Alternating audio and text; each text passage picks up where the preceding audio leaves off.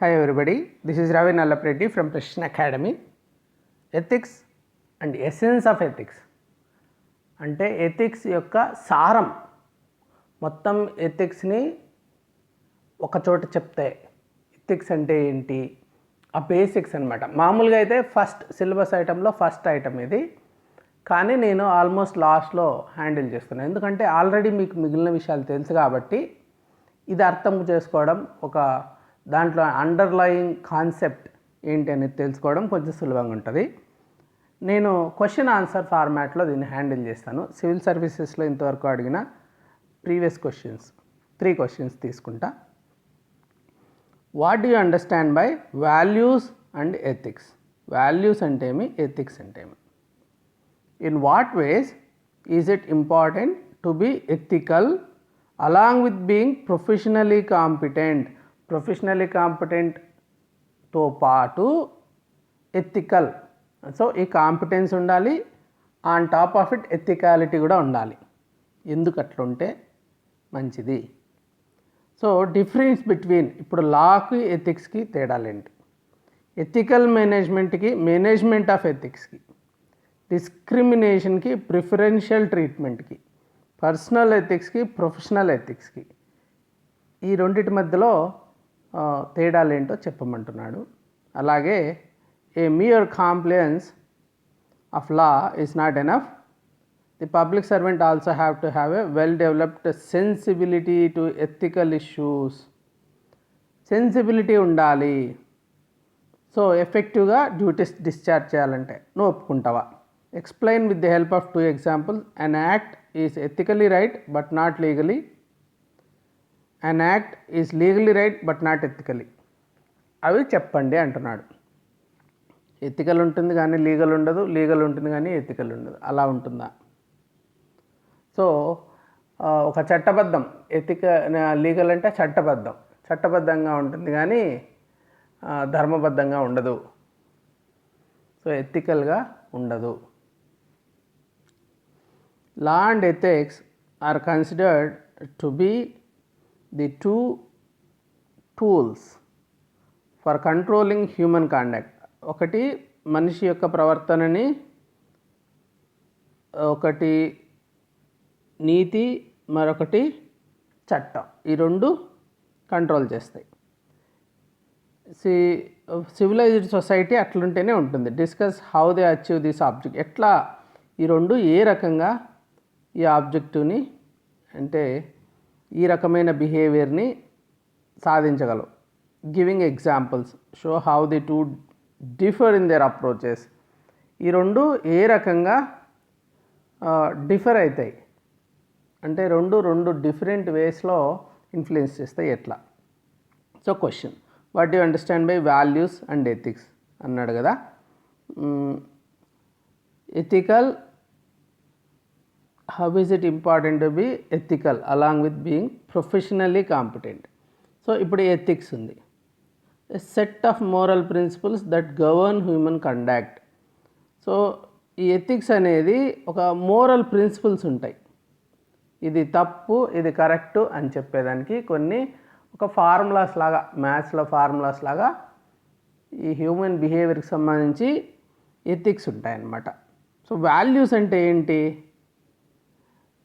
Milton Rokeach ఏమంటున్నాడంటే, a value is an enduring belief. ఎప్పటికీ మనము దేన్నైతే నమ్ముతామో బలముగా, mode of conduct, state of existence, ఎలాంటి ప్రవర్తన ఉంటుంది వాళ్ళల్లో, ఒక state of existence that is personally or socially preferable. So వ్యక్తిగతంగా కానీ సామాజికంగా కానీ ఏదైతే అభిలషణీయమో, ప్రిఫరబుల్, అది ఎథిక్స్ అనమాట. Like loyalty, commitment, open mindedness, consistency, honesty. So ఈ నిజాయితీగా ఉండడము, అంత దాపరికాలు లేకుండా ఉండడము, మంచి కమిట్మెంట్తో పని చేయడము, ఇవన్నీ కూడా values. So ethics and values గురించి వస్తే ఇంకా కూడా ethics refers to a system of moral principles. Values are associated with thought process. Values అనేటివి మన మనసులో మనం ఆలోచించే విధానంలో ఉంటాయి, ఒక attitude. So person's sense of what is wrong and what is right. తర్వాత పర్సనల్గా సెన్స్ అవుతుంది అది. Ethics alliance with a professional setup. Ethics మామూలుగా ఒక సమాజము, ఒక ప్రొఫెషను, అట్లాంటివన్నీ అక్కడ వస్తాయన్నమాట. Values are associated with personal aspects.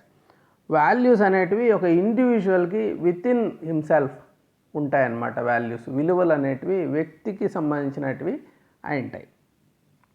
Ethics are more about actions and consequences. Ethics ఒక వ్యక్తి యొక్క ప్రవర్తన, అలా యాక్షన్స్ ఉంటాయి కదా. ఇప్పుడు ఒక వ్యక్తి ఉన్నాడు, ఒక వ్యక్తి యొక్క వర్చ్యూస్ ఉన్నాయి, తర్వాత అతను ఏవో పనులు చేస్తూ ఉంటాడు. సో ఈ యాక్షన్స్ ఉంటాయి. సో ఈ వర్చ్యూస్ అన్నీ కూడా వాల్యూస్గా మనం భావించవచ్చు అనమాట. వ్యక్తికి సంబంధించిన విలువలు అవి. సో ఆ విలువలు ఉండడము ఉండకపోవడము దానికి సంబంధించి బేస్ చేసుకొని కొన్ని పనులు చేస్తుంటాడు. ఈ పనులు కరెక్టా కాదా అతను చేసినట్టువి. దీన్ని ఎలా అసెస్ చేస్తారంటే డియంటలాజికల్ అప్రోచ్లో వాడు చేసే పని ఫలితంతో సంబంధం లేకుండా అసెస్ చేస్తారు. టెలియలాజికల్ అప్రోచ్తో ఏం మంచి ఫలితం వచ్చింటే ఈ పని మంచిదన్నట్టు, చెడ్డ ఫలితం వచ్చింటే ఈ పని చెడ్డదన్నట్టు లెక్క తీస్తారు. సో ఎథిక్స్ ఒక వ్యక్తి యొక్క యాక్షన్సు, బిహేవియర్ అంటేనే ఒక వ్యక్తి యాక్షన్లో వాళ్ళ వర్చ్యూస్ కానీ వాళ్ళ qualities of a person express అవుతాడు ఆ సిచ్యువేషన్లో. దాన్ని బేస్ చేసుకొని ఎలా ఎక్స్ప్రెస్ అయ్యాడో అది ఎథిక్స్. ఇలా చేయొచ్చు, ఇలా చేయకూడదు, పెద్దలను గౌరవించాలి, గౌరవిస్తున్నాడా లేదా, గౌరవించే తత్వం అనేది ఉంది కదా అతనికి, అది వర్చ్యూ. కానీ గౌరవించినాడా లేదా అనేది మనకు తెలుస్తుంది కదా యాక్షన్స్లో. అప్పటి నుంచి ఎథిక్స్ ఫీల్డ్లోకి వస్తాయి. ఇంకా కాంపిటెన్స్ అండ్ ఎథిక్స్.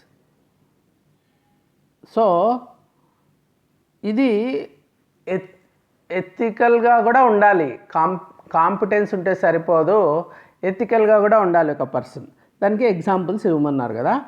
ఎడ్యుకేషన్, దీన్ని ఒక కొటేషను చెప్తాను, ఇది కొంచెం రిలేటెడ్. ఇది education without values as useful as it is seems rather to make a man more clever devil. Lewis ఏమంటున్నాడు, ఇప్పుడు విద్య ఉంది, విద్య విలువలు లేని విద్య ఉంది, విలువలు లేవు అతనికి, అది ఉపయోగమే.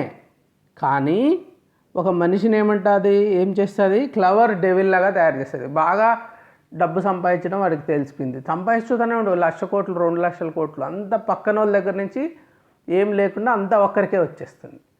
అది క్లవర్ డెవిల్ అనమాట. Clever devil. వాళ్ళు మంచివాడైతే, విద్యతో పాటు విలువలు ఉన్నవాడైతే ఆ డిస్ట్రిబ్యూటివ్ జస్టిస్ కూడా ఉండాలి, ప్రతి ఒక్కరికి చెందాలి ఈ ధనం. కానీ ప్రతి ఒక్కరు ఆకలి లేకుండా కడుపు నిండా అన్నం తినాలి, ఇట్లా ఆలోచిస్తాడు. అలా కాకుండా విలువలు లేనివాడు అలా ఆలోచించడు. అంటే కాంపిటెన్స్ మాత్రమే ఉండి ఎథిక్స్ లేనివాడు సమాజానికి మేలు చేయడు. కాబట్టి కాంపిటెన్స్తో పాటు ఎథిక్స్ కూడా చాలా అవసరము. సో దానికి ఉదాహరణగా ఇప్పుడు కాంపిటెన్స్ మైనస్ ఎథిక్స్. సో ఒక ఈక్వేషన్ చెప్తాను. కాంపిటెన్స్ ఉండేవాడికి ఎథిక్స్ లేదు.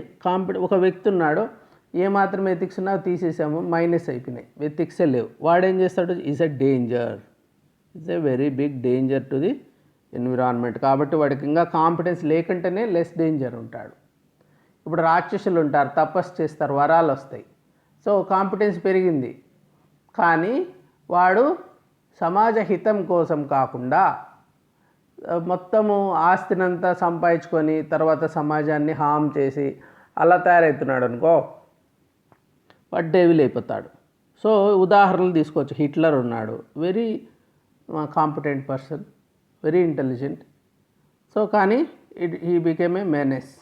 సో ఒసామా బిన్ లాడెన్ ఉన్నాడు, అతను చాలా ఇప్పుడు అమెరికా వాళ్ళ విమానాలతో అమెరికాని దాడి చేశాడంటే ఎంత గొప్ప బ్రెయిన్ ఉండాలి అతనికి. కానీ అది ఎక్కడ వాడాడు? అమాయకులను చంపడానికి వాడాడు. ఈ బికెమ్ ఏ డేంజర్. ఇప్పుడు చైనా ఉంది. చైనా వాళ్ళు ఏం చేశారు? చాలా పవర్ఫుల్, చాలా కాంపిటెంట్. వాళ్ళు వెళ్ళి టిబెట్లో దలై లామాని తరిమేశారు టిబెట్ నుంచి. సో తప్పు కదా. సో తప్పు చేసేస్తారు. కాంపిటెన్స్ ఉండి ఎథికల్గా లేకపోతే ఇంటర్నేషనల్ అఫేర్స్లో చైనా అనే కాదు చాలా దేశాలకి ఎథిక్స్ లేవు. సో ఎంతసేపు సెల్ఫ్ ఇంట్రెస్ట్తోనే బిహేవ్ చేస్తాయంటాయి అవి. సో అన్ఎథికల్ ఆర్ అట్లీస్ట్ అమోరల్ అనొచ్చు. అసలు మోరల్స్ని పట్టించుకోరు వాళ్ళు. సో ఇది కాంపిటెన్స్కి ఉండి ఎథిక్స్ లేకపోతే ఏమవుతుంది?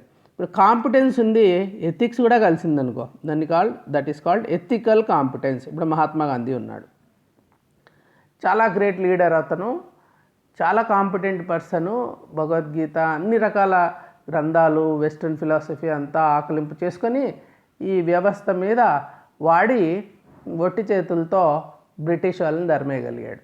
సో గ్రేట్ కాంపిటెన్స్ ఉంది, కానీ ఎథికల్గా కూడా గ్రేట్ పర్సన్. ఎథికల్ కాంపిటెన్స్ వచ్చింది. ఇప్పుడు ఎస్ఆర్ శంకరన్ గురించి నేను ఇంతకుముందు ఒక సెషన్లో చెప్పాను. IAS officer, really upright and efficient. Competence ఉంది, ఎథిక్స్ ఉన్నాయి. ఇప్పుడు అబ్దుల్ కలాం కూడా ఒక ఉదాహరణ. అబ్దుల్ కలాం కూడా చాలా great scientist, at the same time highly ethical. So ఈ కాంబినేషన్ వల్ల వాళ్ళు చాలా బిగ్ ఇంపాక్ట్ క్రియేట్ చేసినారు. వట్టి కాంపిటెన్సే ఉండి ఎథిక్స్ లేకపోతే చాలా డేంజర్. సో కాంపిటెన్స్ అనేది ఒక నైఫ్, ఒక కత్తి లాంటిది. ఎట్లయినా వాడుకోవచ్చు నువ్వు దాన్ని, కాంపిటెన్స్ని. సో కాబట్టి ఎథిక్స్ ఉంటేనే ప్రాపర్ యూసేజ్ ఉంటుంది, అది మనము చెప్పచ్చు. ఇప్పుడు ఎథిక్స్కి లాకి ఒక అర్థం చేసుకోవడానికి ట్రై చేస్తాం.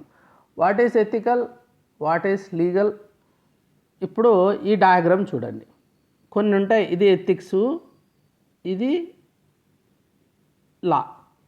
సో ఎథిక్స్ లా కలిసి కూడా ఉంటాయి ఇట్లా, కానీ కొన్ని ఉంటాయి లీగల్ ఉంటాయి కానీ ఎథికల్ ఉండవు, కొన్ని ఎథికల్ ఉంటాయి కానీ లీగల్ ఉండవు. సో ఇది ఏంటివి? ఈ మూడు మనం తెలుసుకోకంటే, లీగల్ నాట్ ఎథికల్ ఒకటి, ఎథికల్ బట్ నాట్ లీగల్ రెండు, తర్వాత ఇక్కడ కొంచెం ఉంటుంది, it is neither ethical not legal, there are some things. ఇది కూడా అర్థం చేసుకోవాలి మనం. అట్లా చేసుకుంటే అప్పుడు కరెక్ట్గా అర్థమవుతుంది. So legal but not ethical అనుకో, ఇది లీగల్ నాట్ ఎథికల్. ఏంటి? ఇప్పుడు క్యాపిటల్ పనిష్మెంట్ అంటే ఎవరినన్నా ఉరి తీయడం, అది లీగల్గా తప్పు చేసినప్పుడు కోర్టు జడ్జిమెంట్ ఇస్తుంది, చేస్తాం. కానీ ఎథికల్ అది ఒక వ్యక్తిని చంపడం అనేది అది ఎంతవరకు సమంజసం? క్వశ్చనబుల్. సో అబార్షన్ ఉంది, ఎస్ లీగలీ కరెక్ట్, కానీ కడుపులో బిడ్డ ఏం తప్పు చేసింది, దాన్ని అలా చంపే హక్కు మనకుందా? ఎంత ఓనర్షిప్ ఏమన్నా ఉందా? ఇప్పుడు బయటకు వచ్చిన తర్వాత ఒక ఫాదర్ కానీ మదర్ కానీ పిల్లల్ని ఎండ్ చేశారనుకోండి life, that is illegal, clear. కానీ కడుపులో ఉన్నప్పుడే చేస్తే దట్ ఈస్ లీగల్. హౌ? కాబట్టి అది ఎథికల్ క్వశ్చన్స్ ఉన్నాయి దాంట్లో. సెల్లింగ్ సిగరెట్స్ ఉంది, సిగరెట్ తయారు చేసేటోడికి అమ్మేటోడికి అందరికీ తెలుసు, సిగరెట్ తీసుకునేటోడికి కూడా ఇది లంగ్స్ని హామ్ చేస్తుందని, కానీ చేస్తుంటాం. అది లీగలీ కరెక్టా? Yes, law permits cigarette manufacturing or selling. కాకపోతే ఎథికలీ కరెక్టా ఆ పని చేయడం? తెలిసి చాలామందికి హాని చేస్తుంది ఇదని తెలిసి ఏం లాభాలు లేవు దాంతో. ఎక్సెసివ్ కన్జంప్షన్ ఆఫ్ ఎనర్జీ, ఇది ఒకటి కాన్సెప్ట్. ఇప్పుడు పవర్ కన్జంప్షన్, ఎందుకు అంతంత పవర్ కన్జ్యూమ్ చేస్తారు? ఒక వ్యక్తి ఉంటాడు, ఒక వెహికల్ పెద్ద హమ్మర్ లాంటి వెహికల్ తీసుకొని పోతూ ఉంటాడు, అది 10 మంది కూర్చోవచ్చు దాంట్లో, ఒకరే పొందుతుంటారు, తప్పు కదా. తర్వాత కరెంటు, అనవసరంగా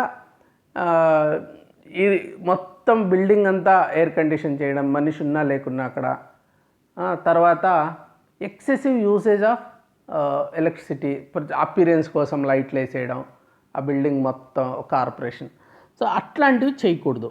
సో ఎక్సెసివ్ డబ్బులు ఉన్నాయి కదా, తీసుకోవచ్చు కదా, ఎస్ యూ లీగలీ కరెక్ట్, వాడు పే చేస్తున్నాడు, వేసుకుంటున్నాడు. కానీ మొత్తం ఎన్విరాన్మెంట్ డ్యామేజ్ అవుతుంది కదా ఎక్కువ కన్జ్యూమ్ చేస్తే. అలాగే వేస్టింగ్ ఆఫ్ ఫుడ్ ఉంది. డబ్బు పే చేస్తాము, తీసుకుంటాం ఫుడ్, పారేస్తాం తినకుండా. మరి తప్పు లేదు కదా, legally it is not prevented or it's not wrong. కానీ ఎథికల్గా కరెక్టా అది? ఎంతోమంది ఆకలితో ఉన్నప్పుడు నువ్వు ఫుడ్ వేస్ట్ చేయొచ్చా? చేయకూడదు కదా. ఎక్కువ తినడం కూడా నిజానికి వేస్టే. అవసరమైనంత తినాలి. అవసరమైన దానికంటే ఎక్కువ తిన్నామనుకో మనము, అది వేస్ట్ కాదనుకుంటారు చాలామంది. అది కూడా అనవసరమే. నీకు క్యాలరీస్ వస్తాయి అనవసరం, మళ్ళీ దాన్ని బర్న్ చేసుకోవడానికి మళ్ళీ పరిగెత్తి దానికి ఎనర్జీ కన్జ్యూమ్ చేస్తావు. So wasting of food that is unethical but legal. ఇప్పుడు ఎథికల్ బట్ నాట్ లీగల్ చూద్దాం. సివిల్ డిజోబీడియన్స్ ఉంది. దాని పేర్లోనే వ్యతిరేకంగా చట్టాలని వ్యతిరేకించడం, చట్టాలని పాటించకపోవడం, దట్ ఈస్ ఇల్లీగల్. కానీ ఇట్ ఈస్ ఎథికల్. ఎందుకంటే గాంధీజీ మన దేశాన్ని అనవసరంగా వీళ్ళు హక్కు లేకుండా ఆక్యుపై చేసుకున్నారు. ఆ చట్టానికే బేస్ తప్పు ఉంది, ఆ చట్టమే న్యాయబద్ధంగా లేదు. సో టోటలీ అనెథికల్ అది. కాబట్టి ఆ చట్టాన్ని పాటించాల్సిన పని లేదు అని చెప్పి ఎథికలే కరెక్ట్ అనమాట అప్పుడు చేయడం. ఇప్పుడు కొన్ని ఉంటాయి కొంచెం అటు ఇటు కాకుండా. Stealing of medicines to save his wife. ఒకడు ఉంటాడు, అది కంపల్సరీ, ఆ మెడిసిన్ లేకుంటే ఆమె చనిపోద్ది, డబ్బులు లేరు, అప్పుడు వెళ్ళి దొంగతనం చేశాడు అనుకోండి. అతను ఎథికల్గా చేసింది ఒక రకంగా కరెక్టే అనిపిస్తుంది, కానీ లీగలీ ఇట్ ఈస్ రాంగ్. తప్పు కదా, తప్పే. కానీ ఇంటెంట్ చూసామనుకోండి కొంతవరకు సపోర్ట్ చేయాల్సి వస్తుంది, కొంచెం గ్రే ఏరియాలో పడుతుంది. ఒక ఈవ్ టీచర్ ఉన్నాడు అనుకోండి, అమ్మాయిల్ని హెరాస్ చేస్తున్నాడు. ఇంకా వాళ్ళకి ప్రూఫ్లు, కోర్టులు, చట్టాలు అంటే ఎప్పటికి అవుతుంది, ఎప్పుడు తప్పించుకుంటారు, ఈ అమ్మాయి వెళ్ళి కోర్టుకి వెళ్తుందా, చెప్తుందా, ఆమెకు వచ్చి ఒకరు వచ్చి ఆ ఈవ్ టీచర్స్ని తన్నారనుకోండి, అది ఎథికలీ కరెక్ట్ కానీ లీగలీ తప్పు. నువ్వెవరు చట్టాన్ని చేతులకు తీసుకోవడానికి అనేసి. తప్పుగా చేసాడో లేదో చట్టం నిరూపించబడాలా, ఆధారాలు ఉండాలా అంటారు. నా కళ్ళ ముందర నేను చూశాను, తంతున్నావన్నీ, ఇంకొకసారి బుద్ధిగా ఉంటాడు అంటే అది ఎథికలీ కరెక్ట్. అందుకే హీరోలు ఉంటారు కదా, మామూలుగా చట్టాలను చేతిలోకి తీసుకుంటూ ఉంటారు చూడండి, ఫైటింగ్స్ అన్నీ ఇట్లే వస్తుంటాయి. సో అది ethically correct but not legally. కొన్ని ఉంటాయి ఇల్లీగల్ అని అన్ఎథికల్. ఇప్పుడు జనరల్ డయర్ ఉన్నాడు, ఇన్నోసెంట్ పీపుల్ని చంపేశాడు, అది బ్రిటిష్ వాళ్ళ లా కూడా ఒప్పుకోలేదు, ఎథికల్గా కూడా కరెక్ట్ కాదు. అలాగే ఇప్పుడు వేరే వాళ్ళు ఉన్నారు, జనరల్గా స్టీల్ చేసేసామనుకో, అక్కడ పోయి బ్యాంకు దోపిడీ చేసాం, లేకంటే వేరే వాళ్ళ ఇంటికి కన్నం వేసి అంతా తీసేసుకున్నాం, అది ఎథికలీ కరెక్ట్ కాదు, లీగలీ కూడా కరెక్ట్ కాదు. సో ఈ క్లారిటీ ఉందనుకో మీకు, ఎథిక్స్ లా సపరేట్గా చూడగలరు చాలా క్లియర్గా. ఇప్పుడు హంస ఎట్లయితే నీళ్ళని పాలని వేరు చేస్తుందో అట్లా వేరు చేసి చూడాలి మనం. ఇప్పుడు లా అండ్ ఎథిక్స్ గురించి ఒక కంపేర్ చేస్తున్నాం బేసిస్. దాన్ని కంపేర్ చేసేటప్పుడు ఇంకొంచెం క్లారిటీ వస్తుంది మీకు. ఇది ఈ టాపిక్ మీద 3-4 క్వశ్చన్స్ పడ్డాయి ఇంతవరకు సివిల్స్లో. సో ఏపీపీఎస్సీలో కూడా చాలా ఇంపార్టెంట్ ఇది. ఎథిక్స్కి లాకి తేడా అర్థం చేసుకోవాలి మీరు. అర్థం చేసుకోవాలంటే ఫస్ట్ లా అంటే ఏంటి? Law refers to a systematic body of rules that govern the whole society and the actions of its individual members. మొత్తం సొసైటీకి మెంబర్స్కి సంబంధించి వాళ్ళ ప్రవర్తనకు సంబంధించి ఒక సిస్టమాటిక్ రూల్స్ ఇవి. ఎథిక్స్ అంటే branch of moral philosophy that guides people about the basic human conduct. ఒక మనిషి యొక్క బేసిక్ ప్రవర్తన అనే దాని మీద its philosophical thinking, moral philosophy. అలాగే అసలు వాట్ ఈస్ ఇట్ అని చూసామంటే it is law is set of rules regulations. ఇది ఎథిక్స్ వచ్చి గైడ్ లైన్స్. ఇది ఎవరికి వాళ్ళు పాటించాల్సిన గైడ్ లైన్స్. సో ఇది govern by who governs this law? Government. So police, courts అదంతా గవర్నమెంట్. అయితే ఎథిక్స్ విషయానికి వస్తే ఇండివిజువల్ నామ్స్ ఉంటాయి, ఇంకా ఒక ప్రొఫెషనల్ నామ్స్ అవన్నీ. సో ఈ నామ్స్ అన్నీ it's nothing to do with legal, it's about norms, individual basically the social norms, individual norms అట్లాంటివి. సో ఇంకా ఎక్స్ప్రెషన్ విషయానికి వస్తే expressed and published in writing. So ఇది written, this is written, this is unwritten. These are abstract, కరెక్ట్గా చెప్పలేము ఇవి అని. These are abstract ethics. ఇప్పుడు వైలేషన్ విషయానికి వస్తే బేసిక్స్ ఫర్ కంపారిజన్లో వైలేషన్ తీసుకున్నాం అనుకోండి. ఇప్పుడు somebody violates law, what happens, it is not permissible. So punishment రావచ్చు, అతనికి రావాలి, టైం పట్టచ్చు. సో కోర్టుకు వెళ్ళడము వాళ్ళకి పనిషబుల్ అనమాట. ఈ తప్పుకి ఇంత జరిమానా, ఇన్ని నెలలు లేదా సంవత్సరాలు జైలు శిక్ష లేదా 2 అట్లా ఉంటాయి కదా, దాన్ని బేస్ చేసుకుని వాళ్ళు జడ్జెస్ పనిష్మెంట్ ఇస్తారు. There is no punishment for violation of ethics. ఈ లోకంలో ఉండదు, పరలోకంలో ఉంటుంది దీని శిక్ష అంటుంటారు, ఎంత నిజమో తెలీదు. సో ఈ లోకంలో అయితే దానికి ఏమి ఎవరు లా ఎన్ఫోర్సింగ్ లాగా ఎథికల్ ఎన్ఫోర్సింగ్ ఆఫీసర్స్ ఎవరు ఉండరు, శిక్షలు ఏమీ ఉండవు. ఆబ్జెక్టివ్ ఏంటి ఈ లాకి? So created with an intent to maintain social order, peace in the society and provide protection to the citizens. Society ఒక ఆర్డర్లీ ఉండాలి, రక్షణ కలిగించాలి ప్రజలకి అనేది లా అనమాట. ఎథిక్స్ అంటే ఏంటి? Help people to decide what is right are wrong. ప్రజలకి వేరే వాళ్ళు చెప్పే పని లేకుండా సొంతంగా ఏది కరెక్ట్ ఏది తప్పో తెలియాలి. సో ఈ బైండింగ్గా అంటే law is binding, ethics do not have a binding nature. ఎథిక్స్లో అది బైండింగ్ ఏం కాదు. So ethical management and management of ethics, ఈ తేడా అర్థం చేసుకోవాలా. సో ఎథికల్ మేనేజ్మెంట్ అంటే not only fulfils economic goals. మామూలుగా మేనేజ్మెంట్ గోల్స్ ఏంటి? ఎకనామిక్ గోల్స్ ఉంటాయి ప్రతి ఆర్గనైజేషన్, ఇంత సేల్స్, ఇంత ప్రాఫిట్స్, ఇంత ప్రొడక్షన్. సో లీగల్ రెస్పాన్సిబిలిటీస్ ఉంటాయి వాళ్ళకి, ఈ చట్టాలని పాటించాలి, ఎన్విరాన్మెంట్ చట్టాలు, ఈ చట్టాలు, ఆ చట్టాలు, ఏవో చట్టాలు ఉంటాయి. So but also meets the ethical expectations. అంతేకాకుండా చట్టాల్లో చెప్పిండేదే కాకుండా ఎథికల్ బిహేవియర్ వాళ్ళు పాటించాలి. అవి professional ethics, social ethics, personal ethics, normative ethics, ఎన్నో రకాల ఎథిక్స్ ఉంటాయి. అవన్నీ కూడా ఆ కార్పొరేషన్స్ కానీ ఆ సంస్థలు ఏవైనా కానీ పాటించడము, that is called management with ethics. అంటే ఆ మేనేజర్స్ అంతా కూడా ఎథికల్ ఉంటారు, వాళ్ళ థాట్ ప్రాసెస్ ఎథిక్స్ గవర్న్ చేస్తుంది. సో వాళ్ళు they are all ethical leadership follow అయ్యేటోళ్ళు అనమాట. మేనేజ్మెంట్ ఆఫ్ ఎథిక్స్ అంటే ఇంటర్నల్ ప్రాసెసెస్ కానీ దాన్ని మేనేజ్ చేయాలి కదా. ఇప్పుడు కాంప్లైన్స్, ఇప్పుడు ఎథికల్ పర్సన్స్ కాదు, ఇక్కడ ఒక సిస్టమ్ అనమాట. ఇది it's more of ethical management is more of persons, here it is the system. System అంటే మేనేజ్మెంట్ ఆఫ్ ఎథిక్స్ అంటే ఒక సిస్టమ్ మెయింటైన్ చేయాలి మనం. ఆ సిస్టము ప్రాసెసెస్ ఉంటాయి, దాని కోడ్ ఆఫ్ కాండక్ట్ ఒకటి సెట్ చేసి అవి ఫాలో అవుతున్నారా లేదా చూసి. So it ensures legal, ethical, environmental responsibilities. ఈ ప్రతి ఆర్గనైజేషన్కి లీగల్ రెస్పాన్సిబిలిటీస్, ఎన్విరాన్మెంటల్ రెస్పాన్సిబిలిటీస్, అలాగే ఎథికల్ రెస్పాన్సిబిలిటీస్ ఉంటాయి. ఇవి పాటించబడుతున్నాయా లేదా అబ్జర్వ్ చేయడం, మేనేజ్ చేయడం, డీవియేషన్స్ ఉంటే కర్టైల్ చేయడం చేయాలి. This is called a perpetual virtue cycle. ఇప్పుడు ఎథికల్ మేనేజ్మెంట్ ఇది, మేనేజ్మెంట్ ఆఫ్ ఎథిక్స్ ఇది. So this is called perpetual cycle.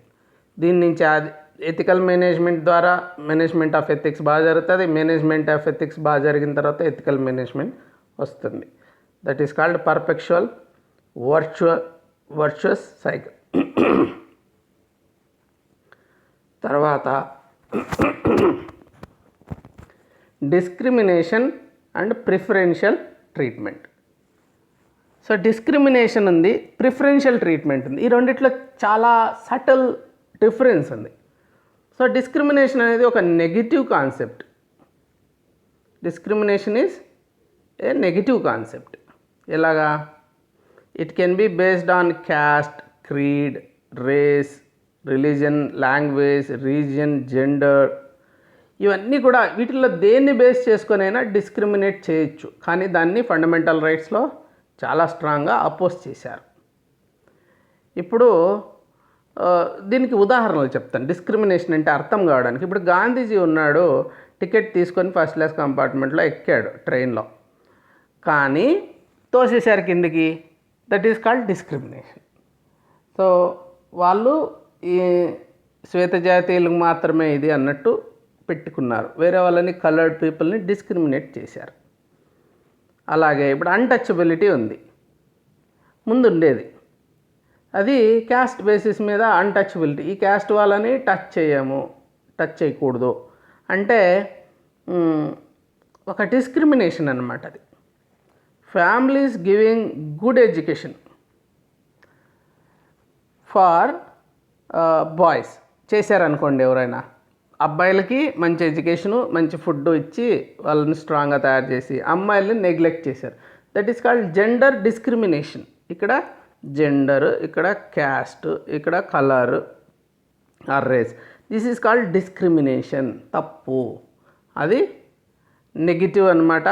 దాన్ని బ్యాన్ చేసేసాం మనము. అట్లాంటివి ఏవి కూడా ఫండమెంటల్ రైట్స్ అన్నీ అవే, దాదాపు డిస్క్రిమినేషన్ ఉండకూడదని. సో ప్రిఫరెన్షియల్ ట్రీట్మెంట్ ఏంటి అంటే ఏ పాజిటివ్ కాన్సెప్ట్ ఇది. Extending helping hand to the under privileged. ఎవడైతే అండర్ ప్రివిలేజ్డ్ ఉన్నాడో, సో ఇప్పుడు జెండర్గా తీసుకోండి, ఫిమేల్ని సపోర్ట్ చేస్తాం.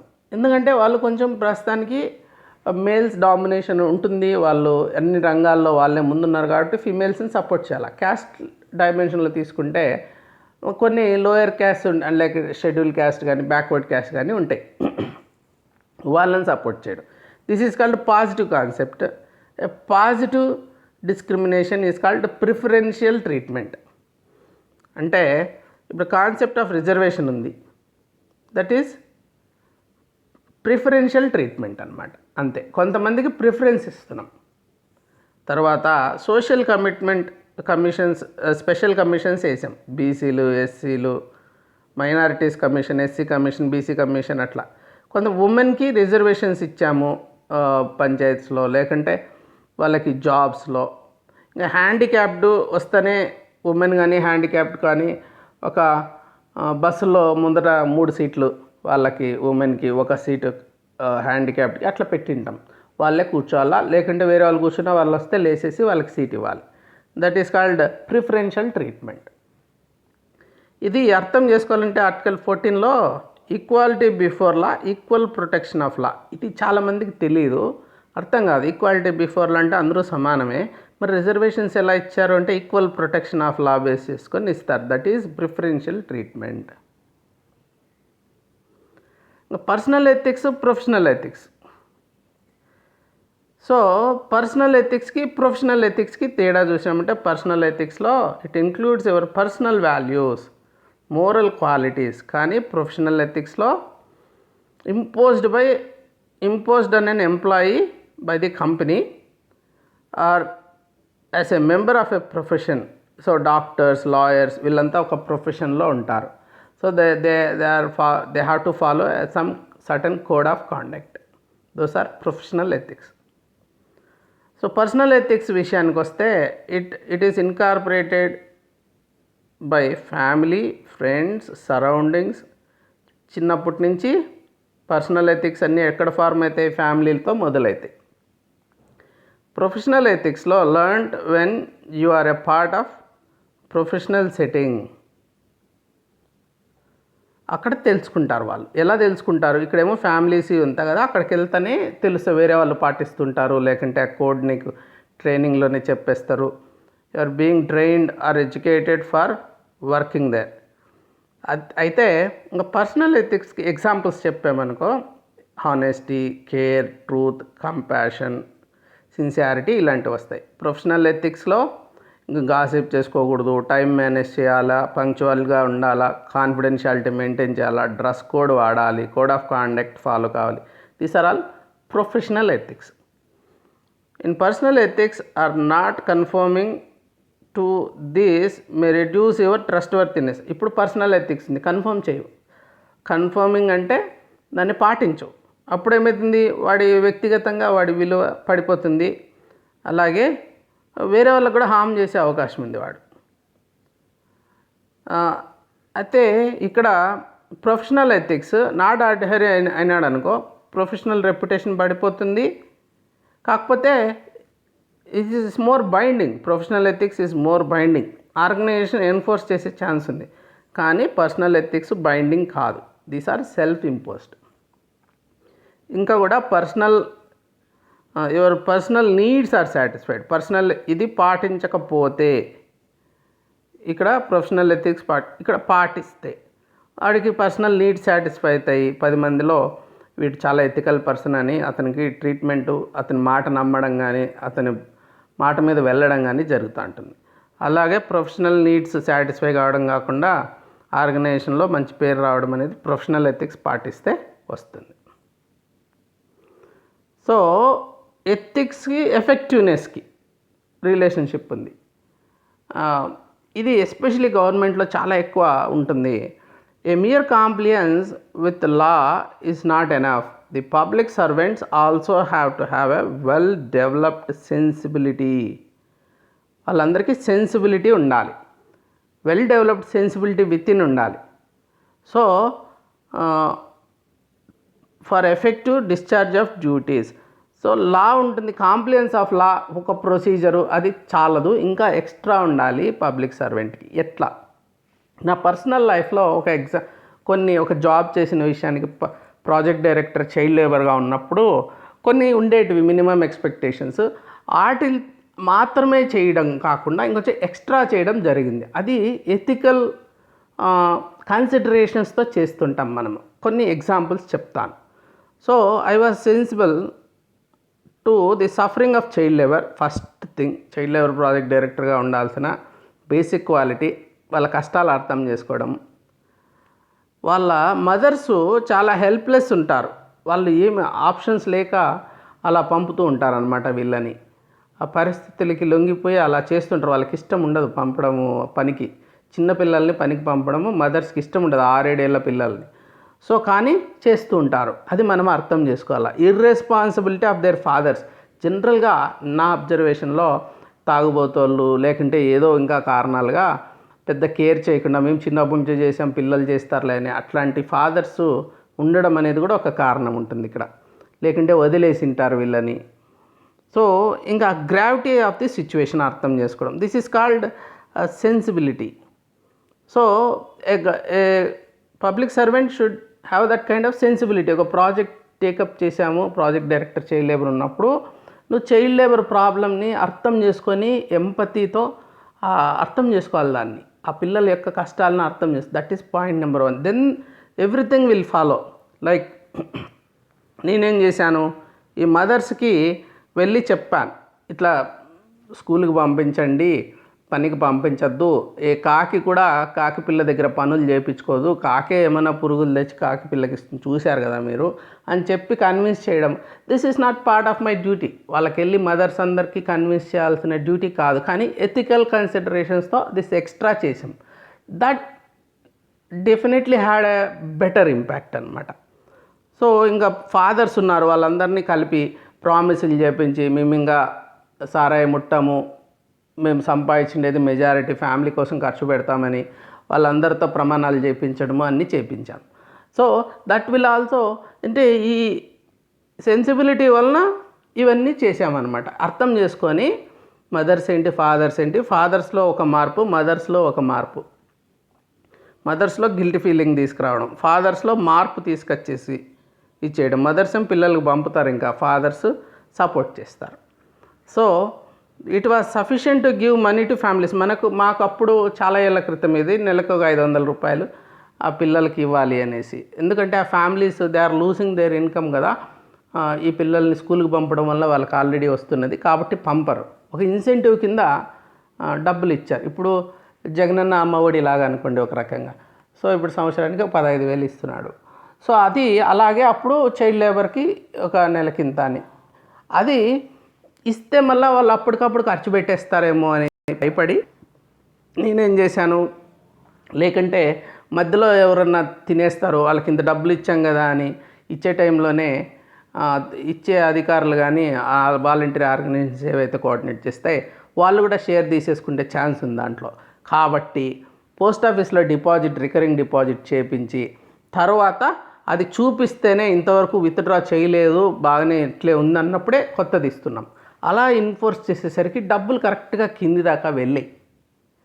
సో మధ్యలో ఎక్కడ పిల్ఫ్రేజెస్ లేవు, అలాగే ఉన్నాయి. వాటిని లాస్ట్లో ఏం చేసాము, ఇప్పుడు కుట్టు పని నేర్పించామనుకోండి ఒక అమ్మాయికి, సో వాళ్ళకి వెళ్ళేటప్పుడు కుట్టు మిషన్ తీసిస్తాం, అదే డబ్బులతో కుట్టు మిషన్ కొనుక్కోపిస్తాం అనమాట. అలా చేయడము అది ఎక్స్ట్రా అనమాట.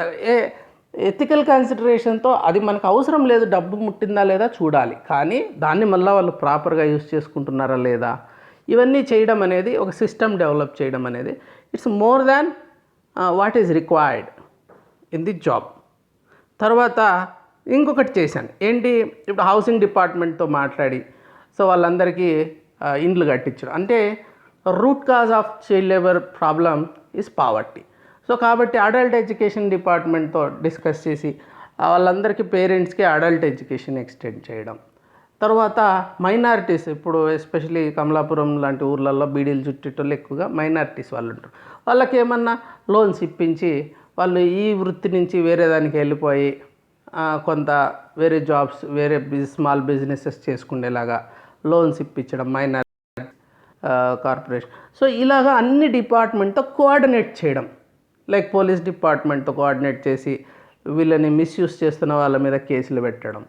సో ఇలాంటివన్నీ చేయడం అనేది ఇట్స్ బియాండ్ ది ఎక్స్పెక్టేషన్ ఏంటి, నీ పని నువ్వు చేసుకో అంతే. ఇప్పుడు commissioner of labour, factories inspector అందరినీ కలుపుకొని వెళ్ళి మనము చేయడం అంటే it is beyond what is expected in the compliance కాదు, అది more than compliance of law or expectations of the department.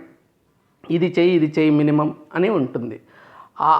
ఆ కాంప్లైన్స్ అయితే చెయ్యాలి. అండ్ బియాండ్ ఎప్పుడు చేస్తాం, ఎథికల్ కన్సిడరేషన్స్ ఉన్నప్పుడే, ఎథికలీ సెన్సిబుల్ ఉన్నప్పుడే ఒక పర్సన్ చేస్తాడనమాట అవన్నీ. సో అలా చెయ్యని చేసిన డిస్ట్రిక్ట్స్ లెక్క తీసినామంటే ఎథికల్ కన్సిడరేషన్స్తో మనం వర్క్ చేసినప్పుడు మోర్ ఎఫెక్టివ్, దాని పర్పస్ సర్వ్ అవుతుంది. లేకుంటే ఊరికే డబ్బులు ఖర్చు అయిపోతుంటాయి కానీ ఏం మార్పు రాదు గ్రాస్ రూట్ లెవెల్లో. ఇంకా పర్సనల్ ఎథిక్స్, ప్రొఫెషనల్ ఎథిక్స్ లో ఉన్న అప్రోచెస్ ఉంటాయి, ethical approaches. So this is not about personal or professional ethics, it is about approaches. So ఒక క్వశ్చన్ ఇచ్చాడు, law and ethics are considered to be the 2 tools for controlling human conduct so as to make it conducive to civilized social existence. Discuss how they achieve this objective. Give examples. So ఎట్లా objective, ఈ ethical approach వేరుంటుంది, legal approach వేరుంటుంది. లీగల్గా కొన్ని achieve చేస్తాం, ఎథికల్గా కొన్ని achieve చేస్తాం. ఏంటి difference? Ethical అప్రోచ్లో ఒక ఫ్యామిలీలో ఒక ఫాదర్ ఉంటాడు, they set an example so that his son follows it. So ఇంకొకటి స్కూల్కి వెళ్తాడు, స్కూల్లో టీచర్స్ చెప్తారు, సో మోరల్ స్టోరీస్ అన్నీ వస్తాయి, స్క్రిప్చర్స్ గురించి చెప్తారు. All that is ethical approach. తర్వాత ఇంకా legal approach, so induced by passing laws. ఈ లీగల్ అప్రోచ్ ఎలా వస్తుంది, కొన్ని చట్టాలు అనేటివి ఏర్పరచడం వలన వస్తుందన్నమాట. తర్వాత ఎథికల్ అప్రోచ్లో ఇట్ ఈస్ అన్డాక్యుమెంటెడ్, ఇది వీళ్ళేం డాక్యుమెంట్ చేయరు, ఎవరు ఎన్ఫోర్స్ చేయరు. కానీ లీగల్ అప్రోచ్లు ఏంటి, well documented, police, judiciary, they all will enforce. So ethical అప్రోచ్లో ఎవరికి ఆన్సరబుల్, వాళ్ళకు వాళ్ళే. So in moral approach, in legal approach they are answerable to law enforcement authorities. ఏ ఫోర్స్ డ్రైవ్ చేస్తుంది ఎథికల్ బిహేవియర్ని అంటే ఎంపతి, కంపాషన్, లవ్, ఇంటెగ్రిటీ, ఇట్లాంటి values ఉంటాయి వ్యక్తికి, అవన్నీ డ్రైవ్ చేస్తుంటాయి. సో డ్రైవింగ్ ఫోర్స్ లీగల్ అప్రోచ్లో ఏంటి, ఫియర్. సో ఏదైతే కాంప్లైన్స్ లేకపోతే పనిష్మెంట్స్ ఉంటాయి, కాన్సిక్వెన్సెస్ ఉంటాయి, that fear drives. So so చాలా బేసిక్, ఒక మంచి విలువలు, మంచి గొప్పతనము వాళ్ళలోనే గొప్ప గొప్ప ఇది ప్రేమ, మరి నిజాయితీ, ఇట్లాంటివి డ్రైవ్ చేయడం అనేది ఎథికల్గా చూస్తే, ఒక భయంతో కాంప్లైన్స్ లేకపోతే ఏమవుతుందని చూసేది legal approach. So ethical is not binding but legal is binding. These are the అప్రోచెస్లో వచ్చిన డిఫరెన్సెస్ అనమాట. Thank you very much for joining. Hope you got some idea.